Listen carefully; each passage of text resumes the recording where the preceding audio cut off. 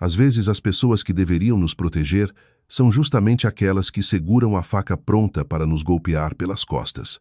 Nesta história, mergulhamos no abismo de uma traição familiar sem precedentes, onde a ganância e o narcisismo de pais abusivos tentam destruir a última chance de felicidade de uma filha. Mas o que eles não esperavam é que a verdade, por mais que tentem enterrar, ela tem uma voz própria, e ela está prestes a gritar no meio de um jantar de gala. Prepare-se para uma narrativa de tirar o fôlego sobre máscaras que caem e o preço amargo da calúnia. Antes de começarmos essa história incrível, não se esqueça de curtir o vídeo, se inscrever no canal e contar pra gente nos comentários de onde você está ouvindo essa história. O ar condicionado daquela sala de jantar, o cheiro de alecrim e carne assada que emanava da cozinha de Haroldo e Estela, meus pais, costumava ser um convite ao conforto, mas naquela noite cheirava a emboscada. Faltavam exatamente 10 dias para o meu casamento com Tago, e o peso do anel de noivado no meu dedo anelar parecia ter triplicado de peso nos últimos minutos. Eu observava o reflexo das taças de cristal polido contra a luz do lustre de Murano, sentindo que o espetáculo de horrores estava prestes a começar. Meus pais nunca suportaram a ideia de que eu, Lívia, a filha que eles sempre trataram como um investimento financeiro ou um acessório social, estivesse prestes a construir uma vida longe do controle asfixiante deles. Tiago estava sentado ao meu lado, a mão repousando protetoramente sobre o meu joelho por baixo da toalha de linho branco. É um arquiteto brilhante, mas, acima de tudo, um homem de uma integridade que meus pais simplesmente não conseguiam processar. Para Haroldo e Estela, a bondade é uma fraqueza a ser explorada. Haroldo limpou os cantos da boca com um guardanapo bordado, um gesto lento e calculado que eu conhecia desde a infância. Era o sinal de que ele estava prestes a dar o bote. O silêncio na mesa era interrompido apenas pelo tilintar metálico dos talheres de prata contra a louça inglesa. Um som que agora me dava náuseas. Tago, meu caro, começou meu pai, sua voz saindo rouca, mas carregada de uma falsa benevolência que me fez arrepiar. Temos um apreço imenso por você. Realmente você é o tipo de genro que qualquer família tradicional de São Paulo desejaria. E é justamente por esse respeito que não podemos mais carregar esse fardo em silêncio. A nossa consciência não nos permite ver você entrar em uma igreja daqui a 10 dias sem saber com quem realmente está se casando. Eu não me movi, eu não gritei. Anos vivendo sob o teto de Haroldo me ensinaram que qualquer reação emocional era combustível para o fogo dele. Olhei fixamente para o meu prato, observando uma gota de molho madeira se espalhar lentamente. Tiago franziu o senho, sua postura ficando rígida. Eu sentia a confusão dele, mas ele ainda não sabia do que eles eram capazes. Ele ainda acreditava que os pais, por definição, amam seus filhos. Do que o senhor está falando? Saroldo. Tiago perguntou, sua voz, mantendo a educação. Embora o tom tivesse baixado alguns decibéis, foi a vez de minha mãe Estela entrar em cena. Ela levou a mão ao peito, apertando o colar de pérolas, como se estivesse sofrendo fisicamente. Seus olhos, sempre tão frios e calculistas, estavam úmidos com lágrimas teatrais. Ela sempre foi a mestre do drama, a pessoa que conseguia transformar uma mentira deslavada em uma tragédia grega em questão de segundos. Ela é uma mentirosa, Tago. Sempre foi. Estela soluçou, desviando o olhar de mim, como se eu fosse algo repulsivo. Nós tentamos encobrir, tentamos pagar pelos erros dela, tentamos dar a ela todas as chances de recomeçar do zero, mas o caráter de uma pessoa não muda com dinheiro ou educação. A Lívia tem uma filha escondida, Tago. Uma filha bastarda que ela abandonou no interior para não manchar a imagem de moça de família que ela vende para o mundo. Não deixe ela prender você nessa teia de mentiras também. O silêncio que se seguiu foi tão denso que eu podia ouvir o tic-tac do relógio de carvalho no corredor, cada batida soando como uma martelada em um prego. O plano deles era perfeito, ou assim eles achavam. Sabiam que a família de Tago era conservadora e que a honestidade era o pilar mais importante para ele. Se eles conseguissem plantar a dúvida de que eu era uma mãe que abandonou a própria criança por puro egoísmo, o casamento estaria cancelado antes da sobremesa. Eles não queriam me ver feliz. Queriam me ver de volta ao meu antigo quarto, trabalhando na empresa de consultoria de Haroldo por uma fração do salário, servindo de secretária de luxo para os negócios escusos dele. Eu continuei em silêncio, não por culpa, mas por uma calma gélida que começou a me inundar. Eu sabia o que estava por vir, mas não da forma que eles imaginavam. Tiago lentamente retirou a mão do meu joelho e a colocou sobre a mesa. Ele não olhou para mim. Ele olhou diretamente para o meu pai, cujos olhos brilhavam com a antecipação da vitória. Haroldo já estava quase pegando a garrafa de vinho para comemorar o fim do meu noivado, já imaginando que Tago se levantaria e sairia por aquela porta deixando-me destruída. Uma filha escondida, Tiago repetiu, sua voz desprovida de qualquer emoção óbvia. No interior, em Catanduva, completou Haroldo inventando detalhes para dar verossimilhança à ficção. Nós pagamos a pensão todos esses meses. Temos os comprovantes de transferência para a tia que cuida da pobre. Menina Lívia nunca quis saber da criança. É um monstro de gelo, Tago. Imagine o que ela faria com os seus futuros filhos. Tiago soltou um suspiro longo e pesado. Ele então levou a mão ao bolso interno do paletó e retirou o celular. Meus pais trocaram um olhar cúmplice, certos de que ele estava pegando o telefone para ligar para os pais dele e cancelar tudo, ou talvez para chamar um motorista de aplicativo e ir embora para sempre. A tela do celular iluminou o rosto sério de Tiago, destacando a linha dura de sua mandíbula. Ele deslizou o dedo pela tela por alguns segundos, procurando algo com uma calma que começou a deixar Haroldo visivelmente desconfortável. Engraçado você mencionar isso agora, Haroldo, Tago disse, virando a tela do celular para o centro da mesa, exatamente entre meu pai e minha mãe, porque eu recebi uma mensagem muito estranha ontem à noite de um número desconhecido, uma foto. Eu finalmente levantei os olhos e olhei para a imagem na tela. Era uma foto de uma menina de cerca de 7 anos, sentada em um balanço de madeira sob uma árvore frondosa. Ela tinha os mesmos olhos amendoados que os meus e o mesmo formato de rosto. Haroldo e Estela se inclinaram para a frente, a ganância pela desgraça alheia brilhando em suas pupilas. É essa, Estela exclamou sem nem mesmo pensar na incoerência de identificar alguém que ela mesma acabara de inventar.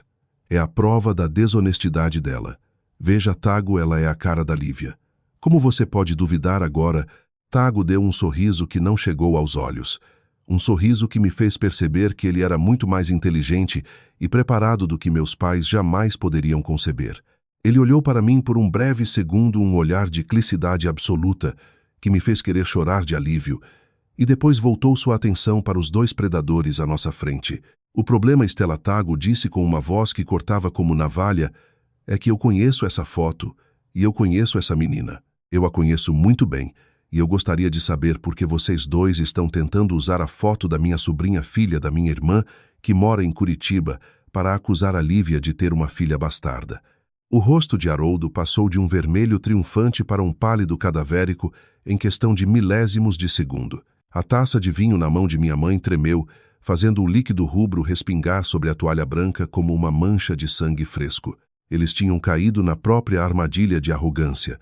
Eles achavam que qualquer foto de uma criança minimamente parecida comigo serviria para o golpe, mas o destino e a minha própria preparação silenciosa tinha jogado uma carta que eles não esperavam. Tiago, você deve estar enganado.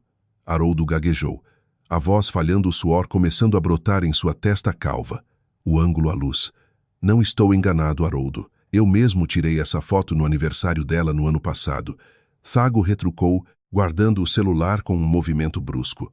Mas a pergunta que não quer calar é se vocês estão tão desesperados para destruir a Lívia que usam a foto de uma criança da minha família para mentir o que mais vocês estão escondendo. Sob esse tapete persa de vocês, eu me levantei, lentamente empurrando a cadeira de jacarandá que rangeu contra o piso de mármore. O jantar tinha terminado, mas o acerto de contas estava apenas começando. Eu olhei para os 2 vendo-os pela primeira vez, não como os gigantes aterrorizantes da minha infância, mas como as criaturas pequenas e patéticas que realmente foram. Vocês acharam que eu não sabia? Eu perguntei, minha voz saindo firme sem um traço de hesitação. Vocês acharam que eu não sabia que vocês tentaram hackear o e-mail do Tago na semana passada, ou que vocês entraram em contato com a família dele tentando alertá-lo sobre minha saúde mental? Meus pais ficaram mudos, encurralados pela verdade e pela própria estupidez. Mas o que eles ainda não sabiam era que a foto da sobrinha de Tago não era a única surpresa da noite. Eu fiz um sinal discreto para o corredor. Vocês falaram tanto em uma filha que apareceu, eu disse, um sorriso amargo cruzando meus lábios. Pois bem, a verdade acabou de chegar para o jantar e ela não é quem vocês inventaram. Nesse momento, a porta da sala de jantar se abriu e uma mulher que meus pais não viam há 20 anos entrou, segurando uma pasta de documentos que faria o império de Haroldo desmoronar antes do amanhecer. O som dos saltos de Antônia contra o mármore travertino da sala de jantar ecoava como batidas de um metrônomo, marcando o fim do tempo de Haroldo e Estela. O silêncio que se instalou era tão pesado que eu conseguia ouvir a chuva fina que começava a cair sobre as folhas das palmeiras imperiais no jardim externo, um chiado constante que parecia zombar do caos silencioso dentro daquela casa. Antônia não era uma desconhecida. Ela fora a advogada da família por quase 15 anos. A mulher que sabia onde cada contrato mal assinado e cada nota fiscal fria estavam escondidos nos arquivos de aço do escritório do meu pai, no centro de São Paulo. Ela usava um sobretudo bege impecável ainda levemente úmido da garoa paulistana, e seus olhos por trás dos óculos de armação fina carregavam com paixão apenas a frieza de quem veio cobrar uma dívida de 2 décadas. Antônia, o que significa essa invasão? A voz da minha mãe saiu esganiçada, perdendo o tom melodramático de minutos atrás e assumindo um matiz de puro pânico. Ela se agarrou à borda da mesa com tanta força que os nós de seus dedos ficaram brancos contrastando com o esmalte vermelho impecável. Antônia não respondeu de imediato. Ela caminhou até a cabeceira da mesa, o lugar que Haroldo sempre ocupou como o patriarca inquestionável, e colocou a pasta de couro sobre a toalha de linho, bem em cima da mancha de vinho que Estela havia provocado. O contraste do couro escuro com o tecido alvo era simbólico, a sujeira finalmente vindo à tona. Não é uma invasão, Estela. A Lívia me convidou. Na verdade, ela me contratou há 6 meses. Antônia disse, sua voz calma e profissional, o tipo de voz que anuncia sentenças em tribunais. E eu não vim falar sobre filhas bastardas ou fofocas de família. Vim falar sobre o que realmente importa para vocês. O patrimônio que vocês roubaram da própria filha para manter esse padrão de vida nos jardins. Eu senti um calor percorrer meu corpo, uma mistura de adrenalina e a satisfação amarga de ver o castelo de cartas deles balançar. Tiago continuava ao meu lado, mas agora sua postura era de um observador atento. Ele sabia parte do plano, mas ver a execução era algo que até ele estava processando. Olhei para o meu pai. Haroldo parecia ter envelhecido 10 anos em 10 segundos. O suor agora escorria livremente por suas têmporas e ele buscava ar como um peixe fora d'água. Roubar. Você está louca. Haroldo explodiu, tentando recuperar o controle através do volume da voz, sua tática clássica de intimidação. Tudo que essa menina tem foi dado por mim, os estudos, as roupas, esse noivado luxuoso. Eu construí tudo com o dinheiro do seguro de vida e da herança do avô materno dela, Haroldo. Antônia rebateu, abrindo a pasta e retirando uma série de documentos carimbados e autenticados. Aquela herança que você, como inventariante, deveria ter protegido até a Lívia completar 21 anos. Aquela que você desviou através de empresas de fachada em nome de terceiros, deixando para ela apenas as migalhas e uma dívida tributária que ela nem sabia que existia. O barulho da chuva lá fora aumentou, transformando-se em um temporal de verão daqueles que inundam as avenidas e param a cidade. Dentro da sala, o clima era igualmente devastador. Eu me lembrei de quando tinha 19 anos e pedi ao meu pai um pequeno investimento para abrir meu próprio estúdio de design. Ele me humilhou dizendo que eu era incapaz de gerir um carrinho de pipoca e que deveria ser grata por ele me dar um teto. Agora a verdade brilhava sob a luz do lustre. Ele não estava me sustentando. Ele estava usando o meu dinheiro para fingir uma opulência que não lhe pertencia. A tática de me acusar de ter uma filha escondida antes do casamento não era apenas maldade pura. Era uma manobra desesperada de distração.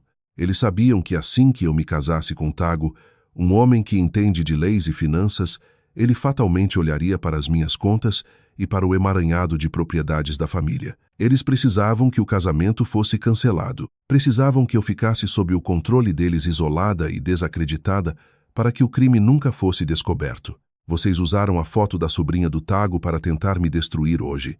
Eu disse, minha voz soando estranhamente serena diante do desespero deles. Mas enquanto vocês passavam os últimos dias procurando uma criança qualquer na internet para forjar uma mentira, eu estava com a dor, Tatira Antônia, rastreando cada centavo que saiu da conta do vovô para suas contas em paraísos fiscais. Cada transferência, cada assinatura falsificada. Vocês não queriam me proteger de um erro do passado. Vocês queriam proteger a própria pele. Estela começou a soluçar, mas desta vez não havia audiência para o seu teatro. Ela olhou para o Tiago tentando uma última cartada de piedade. Tiago, né, querido, você não pode permitir isso. Nós somos os pais dela.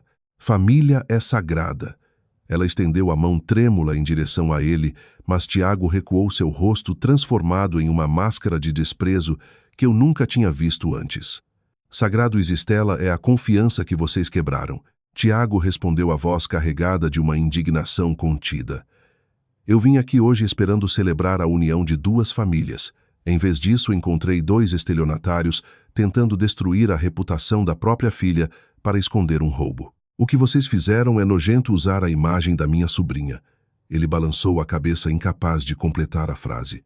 Haroldo, vendo que a agressividade não estava funcionando, tentou mudar a abordagem. Ele se inclinou para a frente, as mãos espalmadas na mesa, tentando parecer razoável o homem de negócios que sempre fingiu ser. Lívia, vamos conversar como adultos.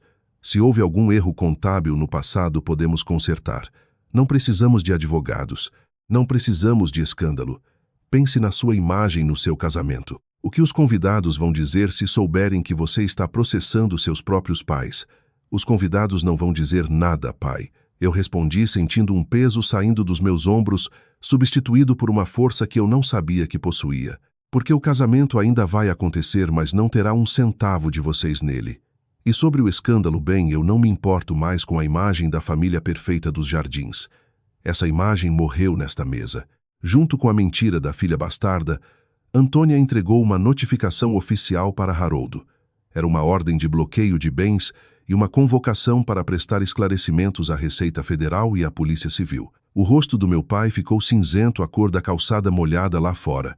Ele olhou para o papel como se fosse uma sentença de morte. E, em certo sentido, era o fim da vida de aparências das viagens para a Europa, pagas com o meu suor invisível das festas, onde eles eram os anfitriões generosos com o dinheiro alheio. Vocês têm 24 horas para sair desta casa, eu anunciei, levantando-me e pegando minha bolsa. Esta casa está registrada no nome da holding que vocês criaram com o dinheiro da herança. Tecnicamente, ela é minha. Eu já assinei os papéis com a Antônia. O silêncio que se seguiu foi quebrado apenas pelo som do choro convulsivo de Estela e pelo barulho do papel sendo amassado na mão de Haroldo. Eu olhei para Tiago, que me deu um aceno encorajador. Saímos daquela sala sem olhar para trás, deixando para trás os restos do jantar e uma vida inteira de manipulação. Enquanto caminhávamos para o carro sob a chuva torrencial de São Paulo, eu senti que a vingança não era apenas sobre o dinheiro, era sobre a verdade. Mas eu sabia que Haroldo e Estela não desistiriam tão fácil. Pessoas como eles, quando perdem o chão, tentam arrastar todos para o buraco junto com elas. E eu estava preparada para o próximo movimento deles, que eu sabia que seria muito mais perigoso do que uma simples foto falsa. O trajeto dos Jardins até o apartamento de Tiago na Vila Madalena foi feito sob um silêncio denso quebrado apenas pelo som rítmico dos limpadores de para-brisa lutando contra a tempestade que castigava São Paulo. O cheiro de couro novo do carro de Tiago, que costumava me acalmar agora, parecia misturado ao odor metálico da minha própria adrenalina. Eu olhava pela janela observando os borrões dourados das luzes da Avenida Rebouças, sentindo que, embora tivéssemos vencido a batalha na mesa de jantar, a guerra estava apenas entrando em sua fase mais suja. Haroldo e Estela não eram pessoas que aceitavam a derrota com dignidade. Eles eram feras acuadas e, por experiência própria, eu sabia que feras acuadas mordem para destruir sem qualquer traço de remorso. Você está bem. A voz de Tiago finalmente rompeu o silêncio quando estacionamos. Ele desligou o motor, mas não soltou o volante. Suas mãos ainda estavam tensas, os dedos apertando o couro. Estou exausta, Tiago, mas é uma exaustão diferente. É como se eu estivesse carregando um piano nas costas por 30 anos e finalmente pudesse soltá-lo. Respondi encostando a cabeça no banco e fechando os olhos por um segundo. Mas eu os conheço. Eles não vão sair daquela casa amanhã sem tentar incendiar tudo ao redor. Tiago se inclinou e beijou minha testa. Eles não têm mais poder sobre você, Lívia. A Antônia foi clara. Amanhã cedo as contas de pessoa física do seu pai estarão sob intervenção judicial. Ele não pode mais usar o seu dinheiro para te ferir. Mas o otimismo de Tago, embora doce, era ingênuo diante da psicopatia social dos meus pais. Na manhã seguinte, o despertador nem sequer teve a chance de tocar. Meu celular explodiu em notificações às 6 da manhã. Não eram mensagens de parabéns pelo casamento que se aproximava, mas ligações desesperadas de Fabiana, a nossa assessora de eventos. Lívia, pelo amor de Deus, o que está acontecendo? Fabiana parecia estar à beira de um ataque de nervos. O buffet fechou as portas para a entrega da degustação final. O decorador recebeu um e-mail do escritório do seu pai, dizendo que o contrato foi cancelado por quebra de confiança e que o pagamento final, que deveria ter caído ontem, foi estornado. Até a orquestra da cerimônia ligou dizendo que o seu pai retirou o patrocínio. Senti um frio gélido percorrer minha espinha, a tática de terra arrasada. Se eles não podiam me controlar, eles destruiriam o dia mais importante da minha vida. Eles queriam que eu me rastejasse de volta, e pedindo perdão e implorando pelo dinheiro que por direito já era meu. Sentei-me na cama, o lençol de algodão egípcio parecendo áspero contra a minha pele. O sol de outono começava a entrar pela fresta da cortina, iluminando as partículas de poeira que dançavam no ar. Uma metáfora perfeita para o caos que minha vida havia se tornado. Fabiana, escute bem, eu disse minha voz, saindo mais firme do que eu me sentia. Não cancele nada. Repita. Nada está cancelado. Eu vou pessoalmente ao seu escritório em 2 horas. O meu pai não tem mais autoridade sobre esses contratos. Eu vou assumir cada centavo. Passei o resto da manhã em um redemoinho de telefonemas e reuniões de emergência.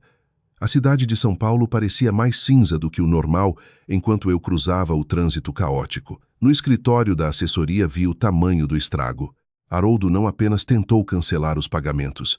Ele espalhou para todos os fornecedores a mesma mentira sórdida, que eu era uma mulher instável viciada em remédios e que o casamento era uma farsa para extorquir a família dele. Enquanto eu tentava reconstruir os destroços financeiros da cerimônia, o golpe de misericórdia veio de onde eu menos esperava. Dona Arlete, a mãe de Tiago, apareceu no estúdio de design, onde eu tentava me concentrar em alguns prazos atrasados. Ela sempre fora uma mulher discreta e elegante, uma professora universitária aposentada que valorizava a verdade acima de tudo. Ao ver, lá na porta meu coração afundou. Lívia, precisamos conversar, ela disse sem o sorriso caloroso de sempre. Ela trazia um envelope pardo nas mãos. Percebi isso hoje de manhã por um entregador anônimo. Dentro do envelope não havia apenas a foto da sobrinha de Tago que Haroldo usara no jantar. Havia montagens grosseiras, fotos minhas em festas da faculdade editadas para aparecer em situações degradantes e cartas forjadas supostamente escritas por mim, onde eu detalhava como pretendia usar o dinheiro da família de Tago para viver vida que eu merecia. Era um dossiê de infâmia, construído com o único propósito de me isolar emocionalmente da única pessoa que realmente me amava. Dona Arlete, isso é comecei, mas as palavras engasgaram na minha garganta. A humilhação era um gosto amargo como Billy. Eu sei o que isso é, minha querida. Ela me interrompeu aproximando-se e colocando a mão sobre a minha. Isso é desespero. Eu conheço o Tago. Ele me contou o que aconteceu no jantar, mas eu precisava ver o seu rosto. Eu precisava saber se você estava pronta para o que vem a seguir. Porque pessoas como Haroldo e Estela não param na calúnia. Eles tentam matar o espírito. O apoio de Arlete foi o combustível que eu precisava. Ela não caiu nas mentiras, pelo contrário. Ela se ofereceu para ajudar a custear o que fosse necessário até que a liminar da Antônia liberasse meus fundos. Mas a vingança ainda não estava completa. Eu precisava mostrar a Haroldo que ele não era apenas um péssimo pai, mas um criminoso comum. À tarde recebi uma ligação de Antônia. Ela tinha conseguido algo ainda mais valioso do que o bloqueio das contas. Lívia, você não vai acreditar. No processo de desocupação da casa, descobrimos um cofre falso atrás da adega do seu pai. Haroldo não estava apenas desviando sua herança. Ele estava usando as empresas em seu nome para lavagem de dinheiro de um esquema de licitações em obras públicas no interior do estado. Ele achou que, como você era a dona oficial de algumas dessas empresas, você levaria a culpa se tudo ruísse. O choque foi como um soco no estômago. Eles não queriam apenas o meu dinheiro, eles queriam a minha liberdade. Eles estavam me criando para ser o bode expiatório de seus crimes. Se o casamento acontecesse e eu me tornasse independente, eles perderiam o escudo humano. Antônia, entregue tudo para a polícia. Eu ordenei sentindo uma frieza absoluta. Não proteja mais nada. Eu quero que o mandado de prisão seja a única coisa que eles recebam como presente de casamento. Naquela noite voltei para casa e encontrei Tago revisando as novas planilhas do casamento. Estávamos a 7 dias do evento. Eu me sentei ao lado dele e contei tudo sobre o esquema de lavagem de dinheiro. Ele me abraçou por um longo tempo, um abraço que prometia proteção contra o mundo inteiro. O que vamos fazer agora? Ele perguntou. Vamos seguir com o plano original.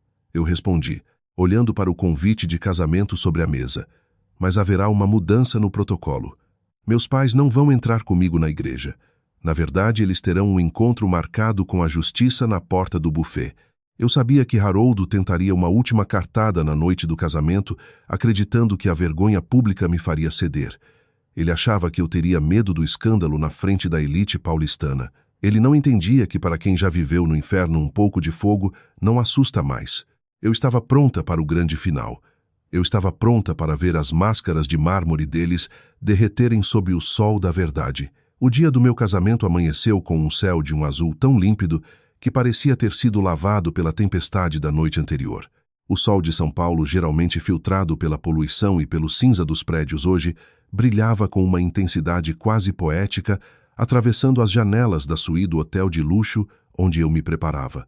O cheiro de orquídeas frescas e laquê de cabelo preenchia o ambiente misturado ao aroma suave do espumante que minhas madrinhas insistiam em servir. Eu observava meu reflexo no espelho. O vestido de seda pura, como um corte minimalista e elegante, caía sobre meu corpo como uma armadura de luz. Mas por baixo da maquiagem impecável, feita por um dos melhores visagistas da cidade, meus olhos carregavam a profundidade de quem atravessou um deserto de traições. Cada vez que eu olhava para minhas mãos, não via apenas as unhas bem feitas, via o tremor que eu lutava para esconder a lembrança de que naquela tarde eu não estaria apenas dizendo sim a Tago, mas dizendo um nunca mais definitivo para o pesadelo que Haroldo e Estela haviam construído ao meu redor. A cerimônia seria em uma capela íntima no coração de Pinheiros, seguida por uma recepção em um casarão histórico. Sabia que naquele exato momento, a Polícia Civil, munida dos documentos que Antônia havia entregado, já estava monitorando os passos do meu pai. Ele achava que ainda tinha cartas na manga.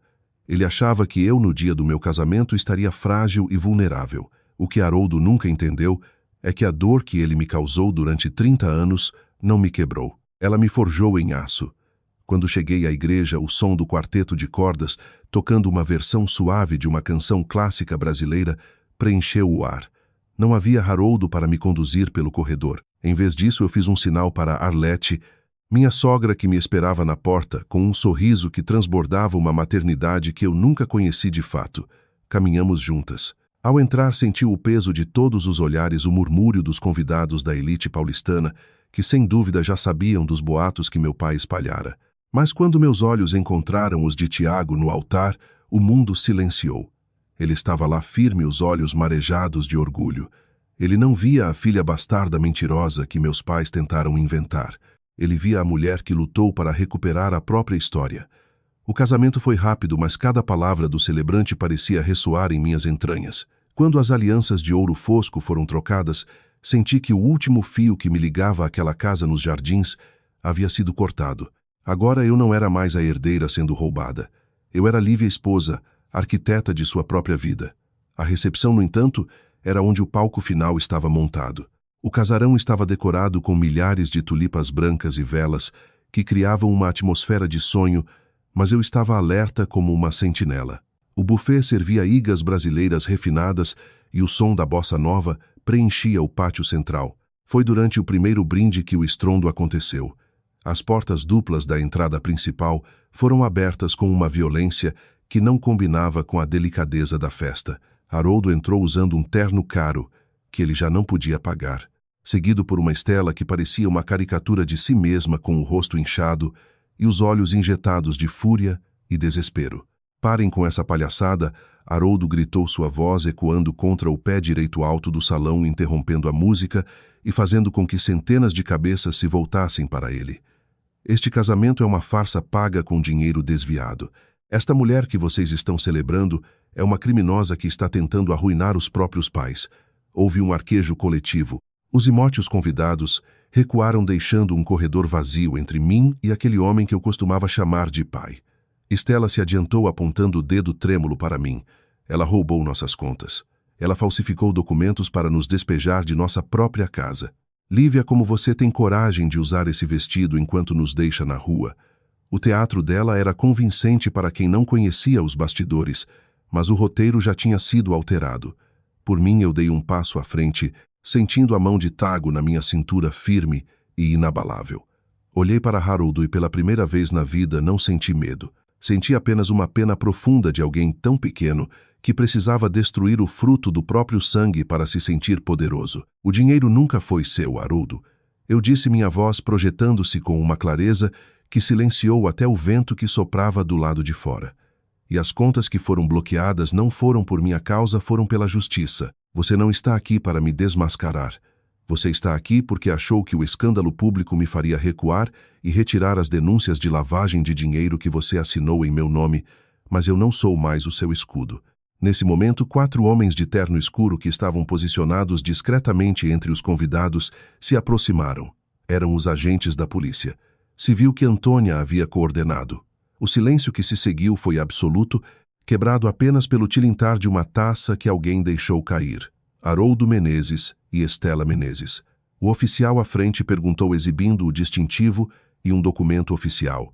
Vocês têm um mandado de prisão preventiva expedido pela 4ª Vara Criminal por estelionato, lavagem de dinheiro e fraude contra o sistema financeiro.